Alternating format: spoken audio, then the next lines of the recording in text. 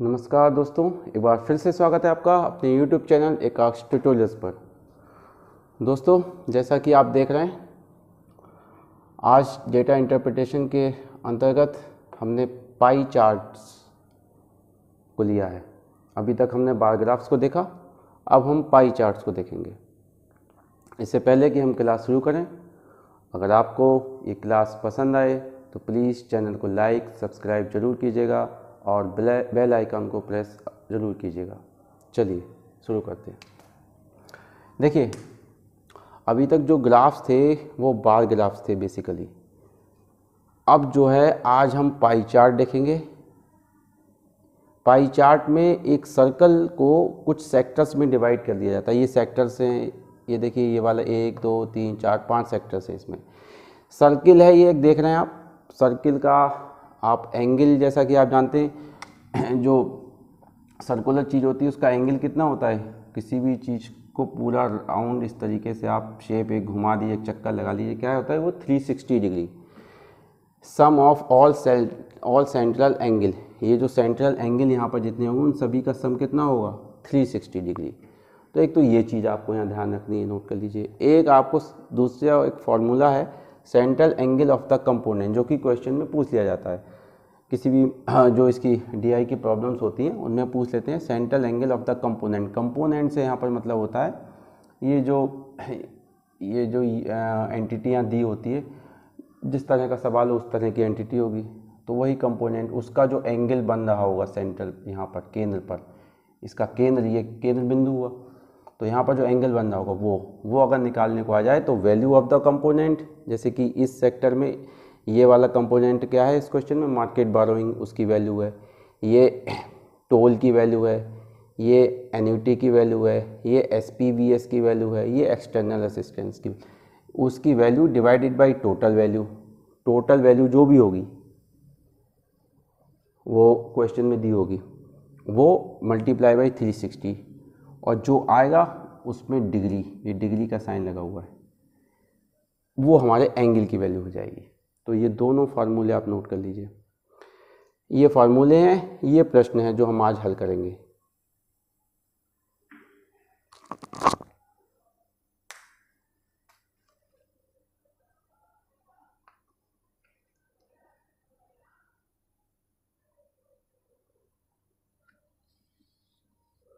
Central angle of the component is equal to value of the component upon total value multiply by 360, bracket close, ऊपर degree का sign लगाइए, उतने degree का वो angle की value आ जाएगी। कंपोनेंट जो प्रश्न में यहाँ पे जो भी एंटिटी दी हो, जिसके बारे में जानकारी दी गई हो वो, और सम ऑफ सेंट्रल एंगल आप जानते ही हैं, सारे कोणों का योग जो होगा वो कितना होगा 360 डिग्री।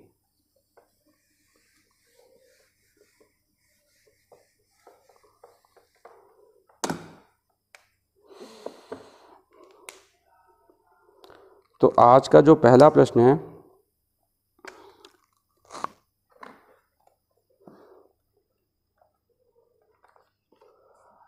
एक चीज़ इसमें और दी हुई है वो नोट कर लीजिए। टोटल फंड्स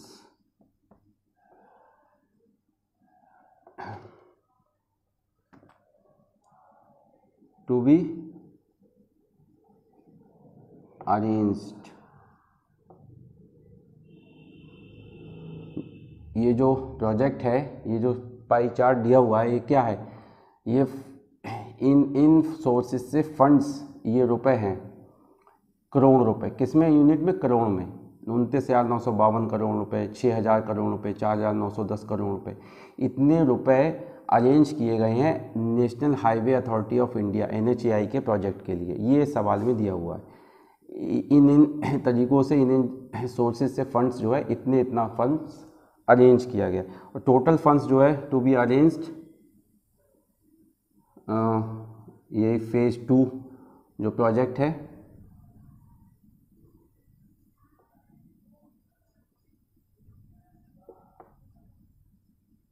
वो कितना है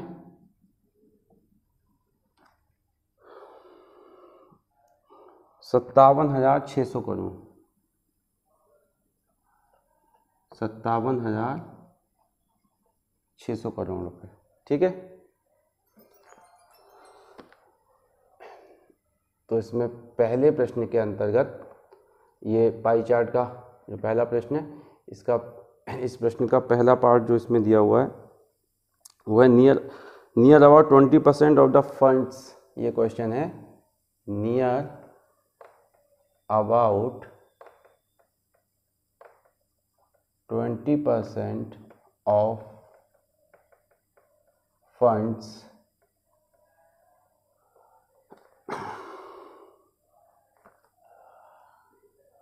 to be arranged through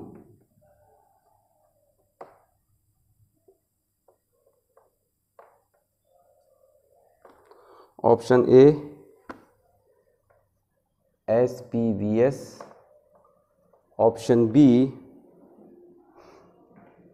external assistance,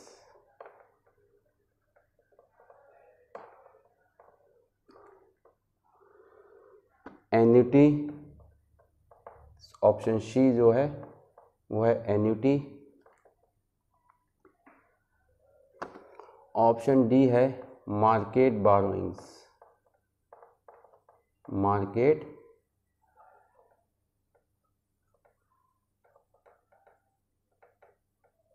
बारोइंग्स।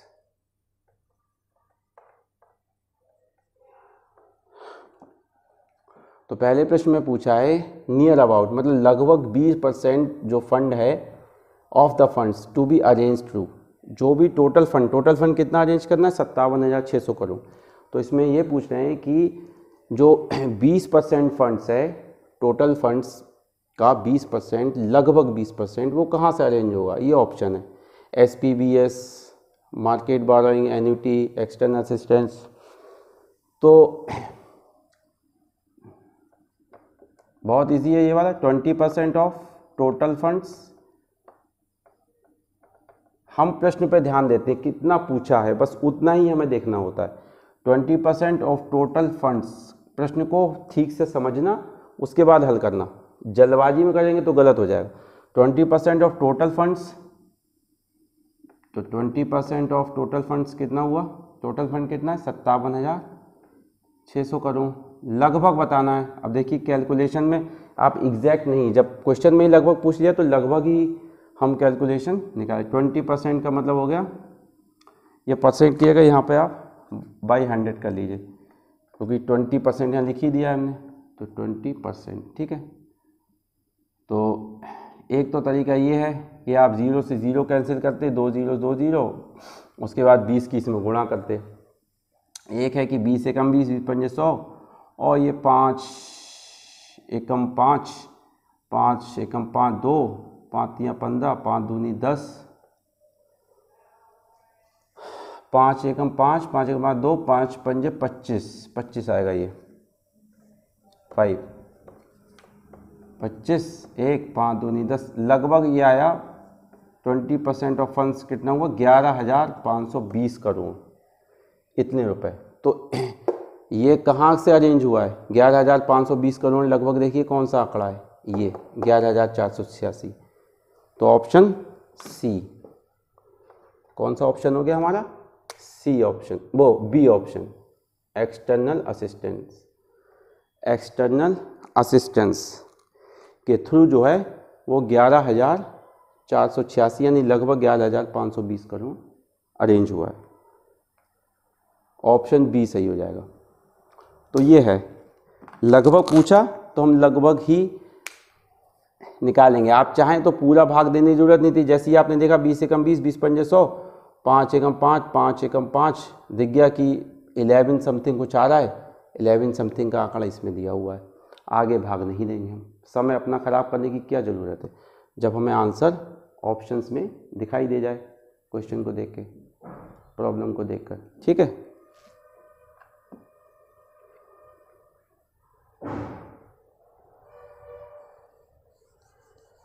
अब नेक्स्ट प्रश्न हम देखते हैं।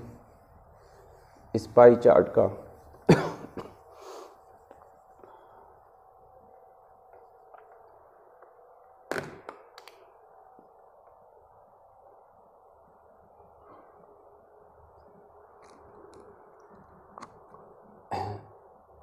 दूसरा पार्ट है इस क्वेश्चन का, the central angle corresponding to market borrowing. Central angle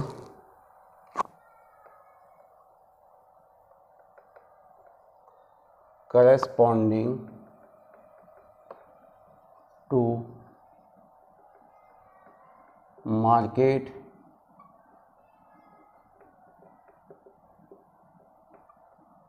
borrowings।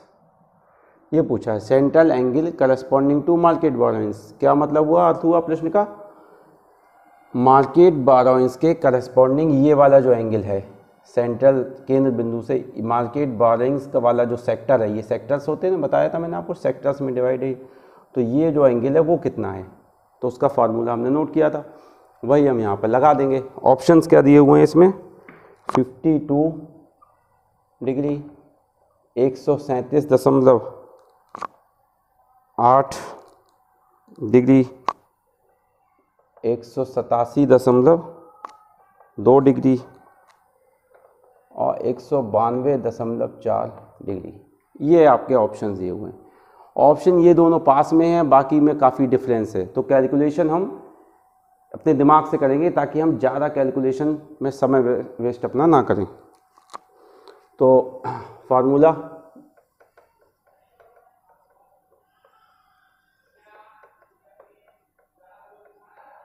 Central angle, अब एग्ज़ाम में आपको ये central angle to corresponding market borrowing लिखने की कोई आवश्यकता नहीं, वहाँ आप सीधे फार्मूला अपना याद होगा, आप वैल्यू रख दीजिए।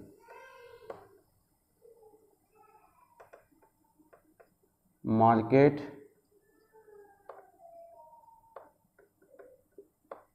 बोरोइंग्स, देखिए कैसे करेंगे, क्या है फार्मूला, क्या होता है फार्मूला में, एक बार फिर से लिख दें, वैल्यू ऑफ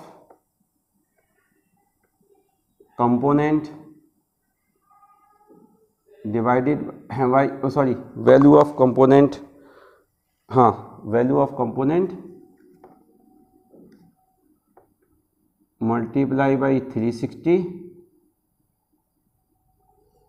और टोटल वैल्यू, ये है। अब ये वैल्यू ऑफ कंपोनेंट कितनी है हमारी, मार्केट बोरोइंग का हमें निकालना है, सेंट्रल एंगल किसका निकालना है, मार्केट बोरोइंग्स का, तो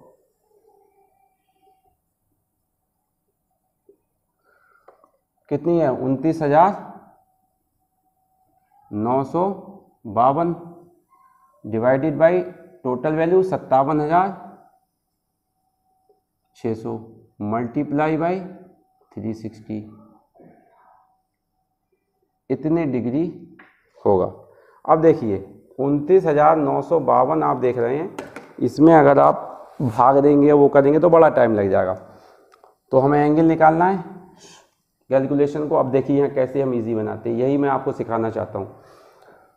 इसको कर लीजिए लगभग, एक तो सीधा सीधा है कि ये 29,952 है, ये 29 दूनी 58, 29 का दुगना कितना हुआ 58, ये तो हम आसानी से लगा सकते हैं, 58 से 1000 से कुछ कम वैल्यू है ये, तो नीचे अगर दो बार इसको हम काट दे तो 2 से भाग देंगे 360 को, कितना 180, तो ऑप्शन दिख रहा है 180, इसमें आंसर क्या है सी ये। लेकिन फिर भी हम 29,952 का थोड़ा सा बढ़ा के 38 नंबर लगभग 48 बढ़ा के 30,000 कर देते हैं, और 57,600 को हम 57,600 ही लिखा रहने देते हैं, ठीक है 360। अब ये 2 0 से 2 0 इसके कैंसिल हो गए, अब ये कितना रह गया यहाँ पर 300 बटे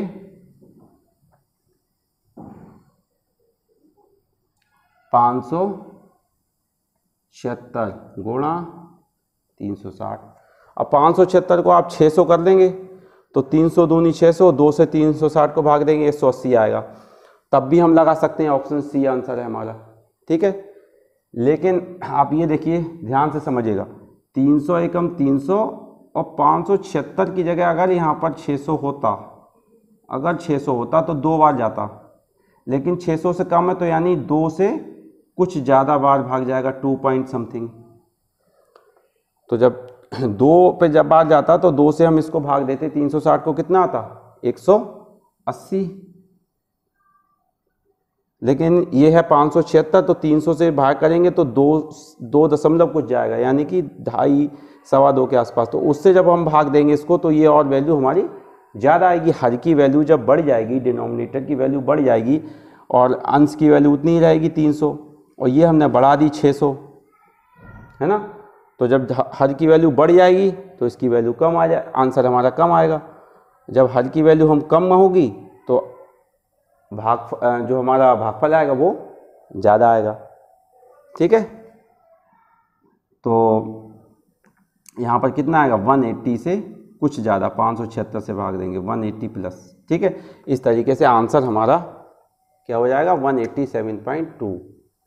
लेकिन आप चेक करना चाहें, यहाँ पर आप बाकायदा भाग देंगे तो फिर उसके लिए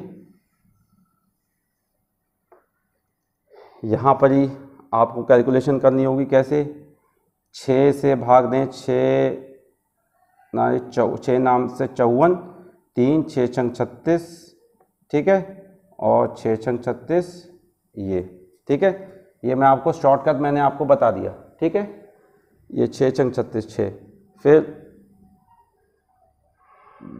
6 धाम की 60, 6 कम 6, 6 छंग 36 1600, फिर ये 160 रह गया।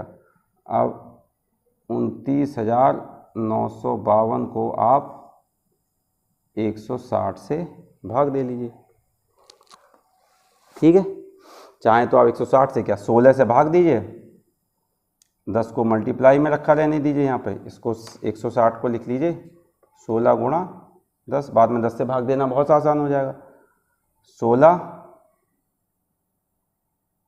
एकम 16 बचे 13, 16 अट्ठे 128, 128 और 11 और 16 सत्ते 112, 3 16 दूनी 32। एक अंक बाद दशमलव लग जाएगा क्योंकि ये 10 भी है नीचे, ठीक है। 187.2, ये एक्यूरेट आपका आ गया। उधर आप अंदाज़ा लगाएंगे कि 29,000 है, 57,000 कुछ है, 29 दूनी 58, दुगना है, 2 से भाग दिया 180 आया, 180 के आसपास आंसर 180 में ये है। क्योंकि ये उन दुगने से थोड़ा सा कम है, इसलिए जो दो से कुछ ज़्यादा आएगा, यहाँ पे भाग देंगे अगर हम तो 2 से ज़्यादा आएगा कुछ, तो उसको 360 से भाग देंगे। 2 से ज़्यादा वैल्यू 2.2 या 2.5 से, तो वैल्यू 180 से कुछ ज़्यादा आएगी, ठीक है। इसको नोट कर लीजिए आप।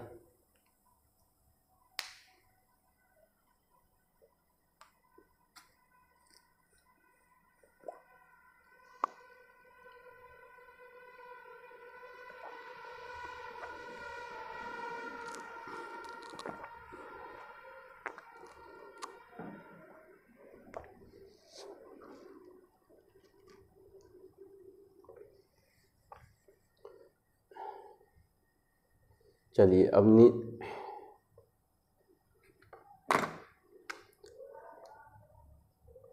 अगला प्रश्न जो हमारा है,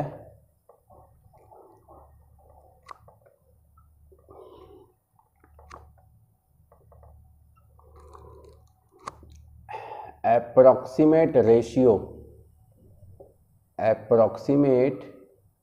approx ratio of funds to be arranged to toll and market. Funds to be arranged through toll and market borrowings. तो अप्रोक्सीमेट पूछ लिया है तो बहुत अच्छा है, ठीक है, अप्रोक्सीमेट पूछा है, बहुत अच्छा है। Required ratio is equal to कितना हो जाएगा, टोल के थ्रू कितना है 4910 और मार्केट बोरोइंग्स 29,952। अप्रोक्सीमेट पूछा है 4,910 को लिख लीजिए 5,000, 29,952 को लिख लीजिए 30,000। कितना लिख लीजिए 30,000। 3 जीरो से 3 जीरो कैंसिल, 5 एकम 5, 5 छक्का 30। लगभग पूछा था, लगभग का साइन ये होता है ऐसे, ये लगभग का साइन ऐसे लगाते 1/6। ऑप्शन बी, कौन सा ऑप्शन हुआ हमारा, बी, ये करेक्ट हो गया। अप्रोक्सीमेट ही पूछा था, यही आपको मैथ में हर एग्ज़ाम में आपको यही टेक्निक अपनानी है। ये चाहे डीआई के क्वेश्चन हो या कोई और परसेंटेज के हो, एवरेज के हो, सभी प्रश्नों में आपको यही टेक्निक अपनानी है कि समय हमारा कम से कम खराब हो।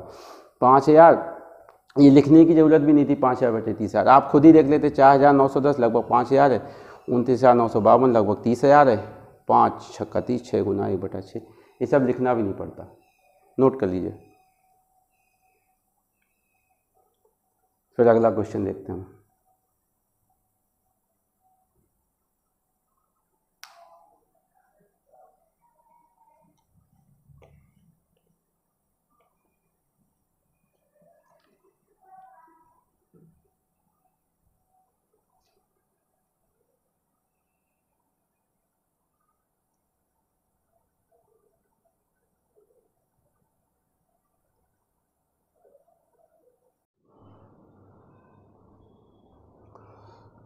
तो इसमें हमसे प्रश्न में क्या पूछा है कि NHAI जिसको कि एक्सटर्नल असिस्टेंस के थ्रू 11,486 करोड़ रुपए जुटाने थे, वो केवल 9,695 करोड़ जुटा पाती है। तो हम मार्केट बोरोइंग्स में what percent should it increase the market borrowing, इसको कितने परसेंट बढ़ा दें ताकि जो कमी हो रही है यहाँ पर फंड जुटाने में रह गई वो पूरी हो जाए। तो shortage of funds through external assistance 11,486 minus 9,695 crore, इतने रुपए। 6 में से 5 गया 1, 9, 3, 13, 6, 7 और 0, 1, 10, 9, 1, इतने करोड़ रुपए जो है की कमी है। तो वैसे तो अगर पूछता कि कितने रुपए से बढ़ा दें तो ये आंसर हो जाता हमारा, लेकिन पूछा क्या है what percent should increase market borrowings, तो ये कितने परसेंट से बढ़ा दें, तो इतने रुपए हमें इसमें बढ़ाने होंगे।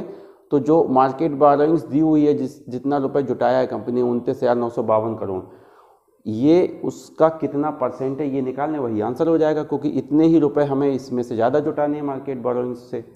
तो 1,791 करोड़ रुपए, इसका कितना परसेंट हो जाएगा, ठीक है।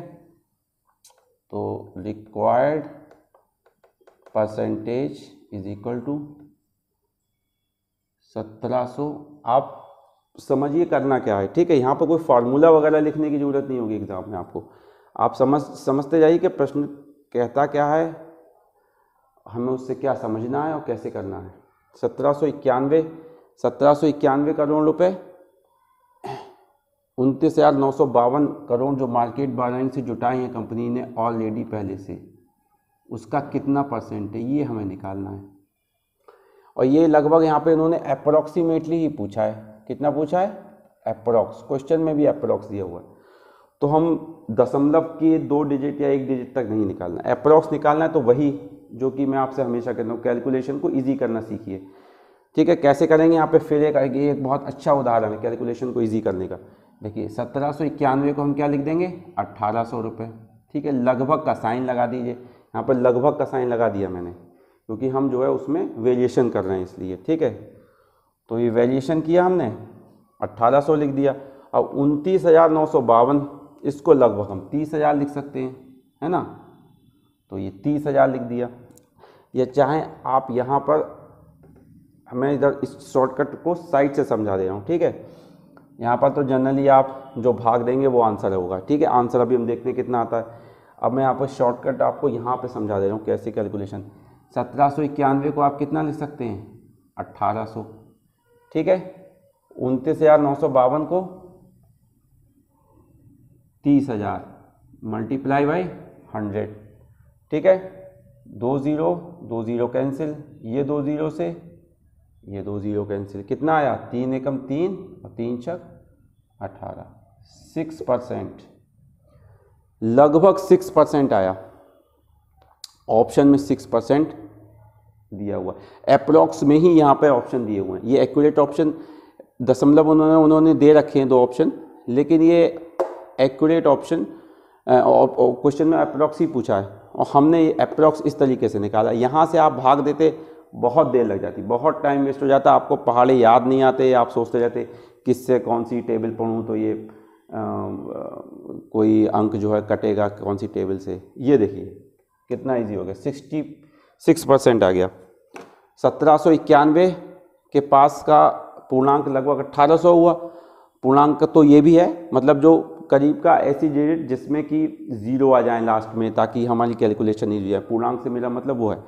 तो 1791 में 9 बढ़ा के 1800 लिख दिया। 29,952 रुपये, करोड़ रुपए, मतलब लगभग कुछ ही कम है 30,000 करोड़ होने में। 952 का मतलब 48 100 कितना हुआ, 29,952 करोड़, कितना हो जाएगा ये 48। ठीक है, तो वो लगभग बढ़ा दिया यहाँ पे 9 या 48, तो लगभग हमारा ये आंसर आया। ठीक है, नोट कर लीजिए इसको आप।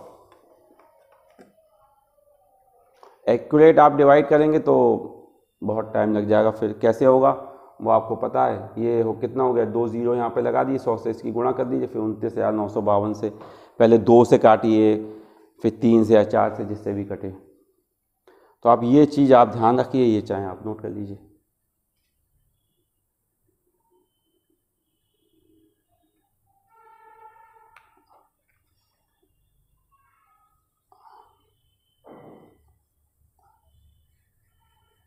अब इस पाई चार्ट का आखिरी प्रश्न हम देखने जा रहे हैं। ठीक है, आखिरी प्रश्न।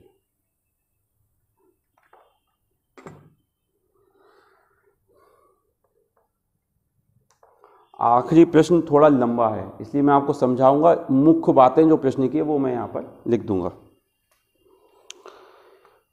इसको आप नोट कर लीजिए, जब तक मैं यहाँ लिख देता हूँ। ये कह पूछा है अगले प्रश्न में कि if toll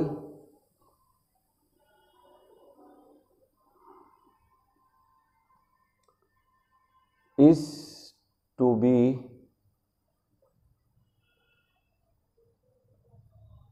collected through outsource, किसी आउटसोर्स एजेंसी से, यदि टोल, ये जो टोल से फंड रिटर्न है कितना है, 4,910 करोड़ रुपए, 4,910 करोड़ रुपए। ये अगर जो है किसी आउटसोर्स एजेंसी से जुटाते हैं, बाय अलाउइंग 10% उसमें कमीशन अलाउ करते हैं, allowing a maximum 10% commission.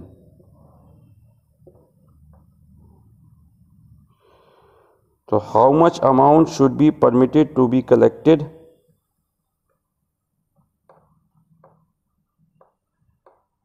How much amount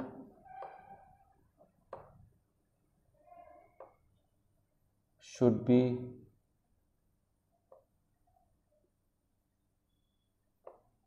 permitted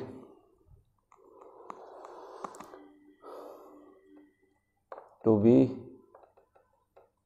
collected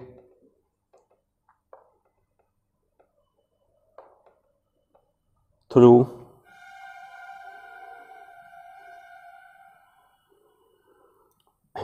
should be collected by the outsourced agency, ये पूछा है।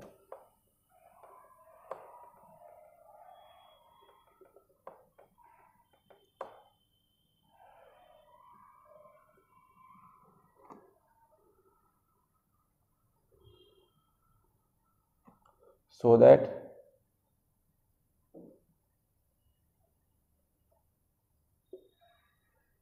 project is supported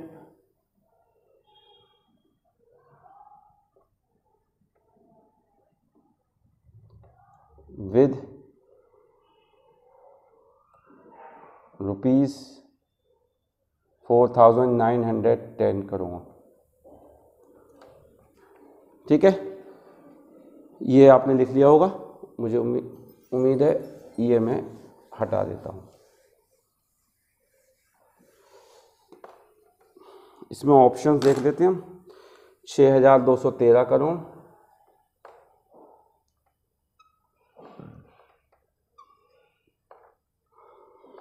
B option है 5,827 करोड़,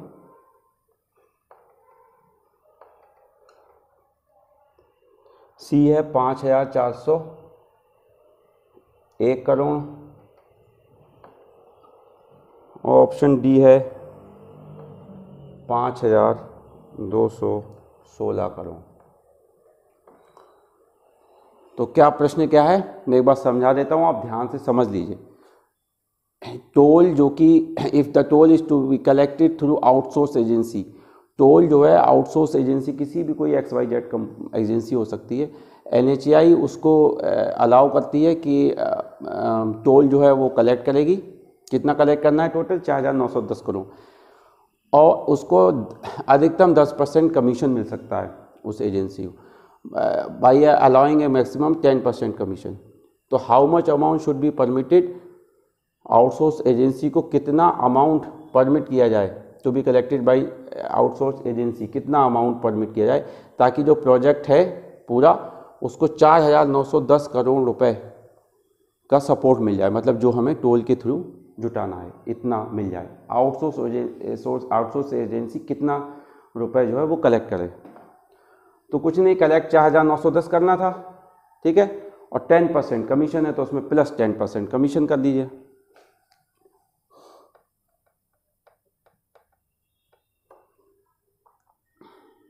पहले आप क्वेश्चन उतार लीजिए। इफ, मैं एक बार पढ़ देता हूँ, if toll is to be collected through outsource agency by following a maximum 10% commission, how much amount should be permitted to be collected by outsource agency so that project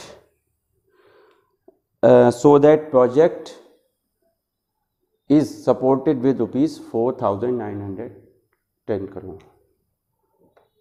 तो हमें निकालना क्या है, amount permitted, how much amount should be permitted, तो amount permitted ये निकालना है, ठीक है। आगे आप लिख सकते हैं बाय आउटसोर्स एजेंसी, ठीक है, amount permitted is equal to, अब चाहें तो आप पूरी लाइन लिख दे रहा हूं मैं आपकी समझ के लिए, ठीक है, वरना सीधे सीधे हमें लिखना क्या है, 4,910 करोड़ रुपए वो और प्लस 10% कमीशन, ठीक है।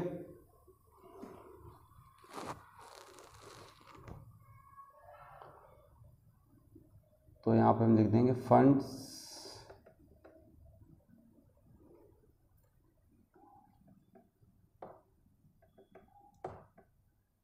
To be arranged by toll, ठीक है, ये प्लस 10% कमीशन। तो अरेंज कितना करना है, 4,910 करोड़ प्लस 10% कमीशन। किसका 10%, इसी का 10%। तो 10% ऑफ व्हाट, 4,910 करोड़। ठीक है,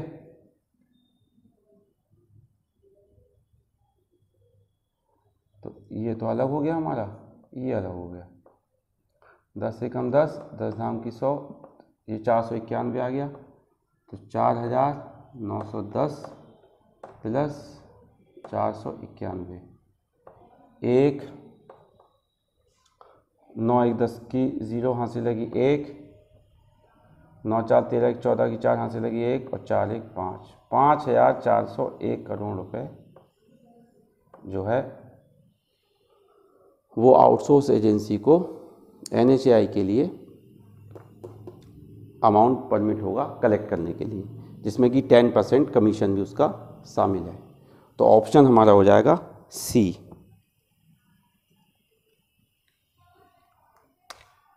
ऑप्शन सी ये हो गया। ठीक है, ये आप ये आपकी समझ के लिए लिखा है। Funds to be arranged by toll 4,910, 10% commission allow किया है तो 10% कमीशन। 10% कमीशन में आप आगे समझ के लिए लिख सकते हैं 10% कमीशन ऑफ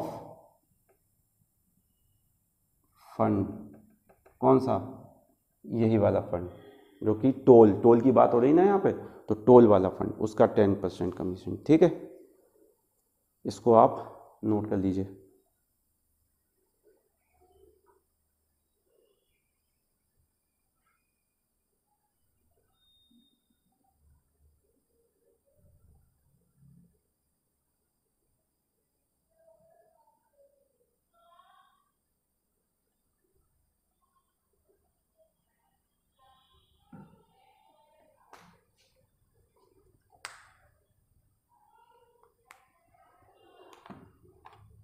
तो फ्रेंड्स, ये हमारा आज का आखिरी प्रश्न था।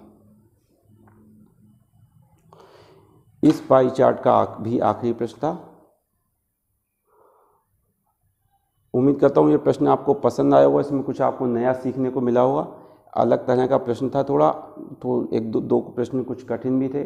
कैलकुलेशन भी कुछ आपने पहले देखी, परसेंटेज वाली कैसे हम इजीली उनको निकाल सकते हैं बिना अपना टाइम वेस्ट किए हुए। तो आज की क्लास को हम यहीं समाप्त करते हैं। उम्मीद करता हूँ आपको क्लास पसंद आई होगी। कोई प्रॉब्लम हो तो आप कमेंट सेक्शन में जाके पूछ सकते हैं। और अगर आपको क्लास पसंद आई हो तो चैनल को लाइक और सब्सक्राइब कीजिएगा और बेल आइकन को प्रेस करना ना भूलिए। तो मिलते हैं अगली क्लास में। धन्यवाद।